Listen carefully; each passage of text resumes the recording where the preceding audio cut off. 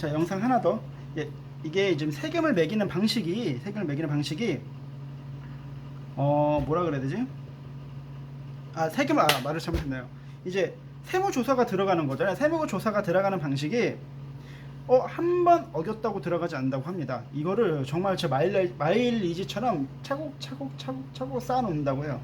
쌓아놓다가 터트린다고 합니다. 그러니까 나 이거 세금 솔직히 좀 띄어 먹었는데 안 걸리네. 이번에도 안 걸리네. 이게 안 걸리는 게 아니에요. 그냥 다 걸려 있다고 생각하시면 돼요. 그러다가 어느 정도가 쌓이면은 그때 터트린다고 합니다. 그러니까 이게 그래서 정신을 못 차리는 거예요. 그러니까 사실 뭐 제가 예를 들어 불법 추출을 했어요. 그래서 뭐 예를 들어 범칙금이 얼마인지 모르겠는데 뭐 5만 원이라고 쳐요. 5만 원은 사실 기분은 별로지만 감당할 수 있잖아요. 그 자리에서 바로. 근데 이게 이 자리에서 불법 주차를 했는데 안 걸리네? 괜찮네? 네, 이렇게 해서 한 달 동안 매일 됐어요. 그럼 그거 30일로 치면 150만 원이죠? 근데 그거를 1년 동안 참아줬다고 생각을 해보세요. 나라에서. 네.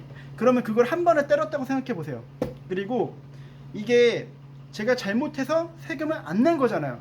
불법 주차랑 틀린 거죠. 그러니까 잘못해서 세금을 안 내고 있었던 거예요. 숨기고 있었던 거잖아. 그럼 거기서 원래대로 세금 받는 게 아닙니다. 10% 정도 부가세가 또 거기서 10%가 붙는다고 해요. 그래서 뭐 예를 들어 내가 띵깐 꿀꺽한 세금이 1,000만 원이다 싶으면은 1,000만 원을 내는 게 아니라 1,100만 원 이상을 낼 수 있다는 겁니다. 네, 그거 좀 아셔야겠고, 그리고 내가 사는 물건들이 사업자 등록증이 있고 다 있다고 했다고 해서, 그리고 거기가 심지어 정식 라이센스를 다 판다고 해서 안심하지 마세요. 이것도 물어봤는데, 만약에 그곳에서 현금만을 받고, 현금 영수증도 심지어 안 끊고 현금만을 받고 판매를 했다면 그것도 문제가 된다고 합니다. 네. 그게 왜 문제가 되냐면, 그것도 세금 떼는 거랑 사실상, 그럼 오히려 이게 어떻게 보면 더 악질일 수 있죠. 왜냐하면 매입한 거는 다 신고를 할 거 아니에요. 어떻게 보면 안 할 수도 있겠지만 보통 할 거 아니에요. 그럼 매입한 거는 다 신고를 해요. 근데 판 거는 신고를 안 해요. 그러면은 나라에서는 오히려 돈을 받겠죠. 나라에서.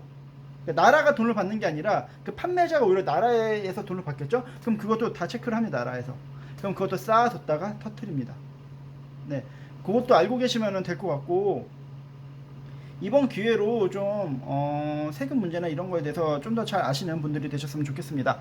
그러면 못다한 영상은 여기서 마쳐 보도록 할게요. 또 생각나면 또 올릴게요. 그땐 글로 올리던가 할게요. 네, 감사합니다.